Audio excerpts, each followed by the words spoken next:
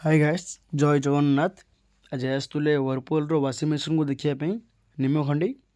एथिरे washing machine problem हो कि वाश के बुलू के बुलूनी मैंने अधा बुलूचे अधा बुलूनी कस्टमर जहाँ कहते तो चलो चेक करिया कौन है कौन ना। अब ठीक ठाक बुलूची आ मत डाउट लगे कैपेसिटी उपर कारण यार स्पिन जी स्पीड बुले थे स्पीड बुली पारूनी। डाउट कैपेसिटर ऊपर अच्छे देख यहाँ गरम अच्छे कैपेसिटर 9.6 लगी सरी 9.5 लगी ना 9 वाश आ 5 स्पिन कैपेसिटर यार देख बेल्ट भी एत लूज ना बेल्ट ठीक ठाक अच्छी कौटे मुसा किसी काटाकाटी करनी।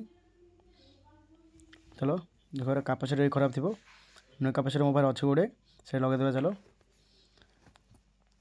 देख प्रॉब्लम कौन हो वन साइड बुले ठीक है। देख आउ गोटे साइड बुले स्लो हो ना स्लो बुलूची देखिए देख देख ठीक से बुलूनी और कैपेसिटर ही प्रॉब्लम थी मोबाइल नुआ कैपेसिटर अच्छी आपको लगे चेक करवा ठीक ठाक बुलूचे ना नहीं कि कौन प्रॉब्लम हो देखिए थे सेम सेम कैपेसिटर व्हर्लपुल ही ओरिजिनल कैपेसिटर आपको लगे चेक करिया। तो मशीन को ऑन करदेली ठीक ठाक स्पीड बुलूची फुल स्पीड बुलूची किसी प्रॉब्लम नहीं होगा। वीडियो भल लगे निश्चय लाइक करेंगे। रही जय जगन्नाथ।